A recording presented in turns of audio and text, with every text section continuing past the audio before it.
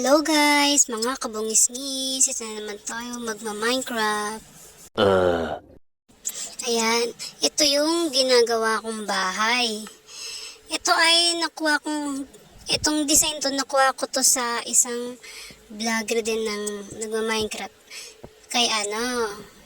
Kay Zypixel. Salamat sa'yo. Ang ganda ng mga gawa mo. Kaya, ayun, yung iba, tatry ko din yung mga ibang gawa mo, Zypixel. I will try your, basta yun. Sit na nga, guys. Basta i-search nyo yun si Zypixel, mga gawa niya. Credit to the owner. Nagandahan kasi ako sa gawa niya, kaya ayun. Tapos, basta tapusin yung gandulo to, guys. Nandito rin yung katapusan ng paggawa ng bahay ko. Ang kit-kit kasi niya siya, para siyang floral ba yun? Flower house, mga ganun. Tapos parang gusto ko yung design niya. Ang gamit niya dun ay spruce tree. Kaso wala pa ako nun. Ang meron lang ako dito nasa jungle ako, kaya jungle tree ang ginamit ko. Pero maganda pala siya, guys, promise. Kasi laging ginagamit ay spruce talaga. Pero tinry natin yung ibang mga variant ng mga mga logs. Maganda pala siya pag tinatry mo din yung ibang design. Tapos ayun na nga. Kaya ang gagawin natin dito ay ipa-fast forward na natin. Ayun na nga, maiksi lang naman tong video ko, guys. Kaya pagpasensyahan nyo na at pataw. Go.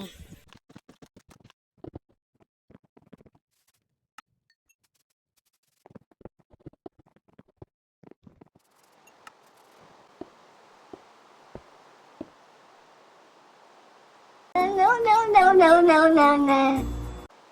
Ay sus, kamali pa tayo ng isa. Ulit na naman. Wait lang, guys.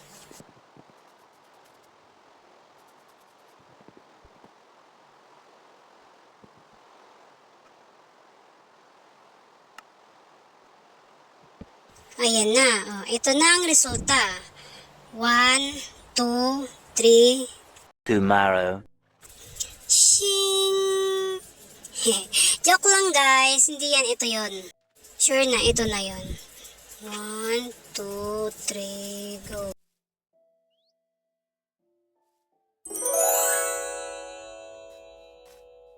Ayan na, guys. Ang saya-saya ko, natapos na.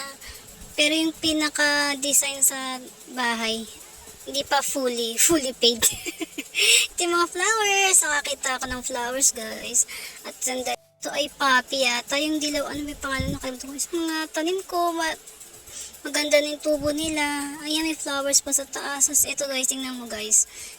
Meron ako ditong duyan. Ayan. Tingnan mo, tuduyan ako. 1, 2, 3. Diba? Ang saya-saya. Tapos, ayun. May malaking puno. Tapos, dito tayo dadaan. Wag na entrance natin. Balik sa daan. Ayan, diba? Grabe, pinaghirapan ko yan, guys. Ang ganda ba? Kasi for me, nagaganda na ako ito Tingnan niyo yung gawa ni Zypixel. Ang gamit niya ay ibang mga iba yung mga gamit niya dito. Pero, same yung design ng paggagawa ng bahay. Ito yung doggy ko. Mayroon siyang upuan. Ito ang mini dirty kitchen. Diba? Hindi siya dirty, no? Doon sa labas, sa kabila, ito naman yung mining ko. Ililipat ko to, nakaharang sa pinto ko Yan, mining ko yan. Ililipat ko siya. Yan, sandali lang Ililipat ko siya doon sa kabila. Tapos ito ay, ayun, nakita mo. Kita niya, ang ganda, diba? Salamin. Mahiwag ng salamin. Tapos ito yung taas ko. Yan, ito yung kama ko. Malungkot pa siya. Wala pang design. Maghanap pa ako. Yan kit ng flowers blue. Maghanap pa ako ng mga pan-design dito. Nagalagay ako ng mga ang tawag doon yung book. Yung bang gusto yung pang-design yung mga book. Ayan, tapos labas tayo, guys. Ang ganda ng paglabas, guys, Tingnan nyo. Wow talaga. Ang ganda ng mga flowers. Gustong gusto ko talaga yung mga flowers eh. Tsaka gusto ko rin, ayun, nakita mo yung luma kong bahay. Gagawin kong stable yun. Tsaka basta yung mga hayop. Tsaka ko lalagay. Para hindi sila mabasa, baka magasakit eh. Ayun, ang ganda-ganda oh. Kita nyo? Napakaganda ng gawa niya talaga. Hindi man eksakto yung mga ginamit niya sa ginamit ko. Pero yung design, nakaka good vibes. Ayun, punuin na, magatanim pa ako ito kasi gagawa ako ng mga papel. Ayan. Tapos, yan, kailan perfect. Magkakadikit. Ayun, ang ganda oh, diba? Simple lang siya. Ayun, ang ganda-ganda. Yan, dito, parang yung mining ko talaga lilipat ko doon banda. Nakaharang oh, yan yung mining ko. Lipat ko yung entrance niya siguro banda dito. Dito, yan. Para at least kahit papaano, hindi naharangan yung pinto. Diba? Tapos yun, ang ganda-ganda talaga. Salamat sa panonood nyo guys ha. At dito muna ang inyong lola magduduyan. Duyan-duyan ako dito. Yan, nakita nyo, nagduduyan-duyan. Makakatulog ako dito. Ayun, bye-bye. Salamat sa panonood.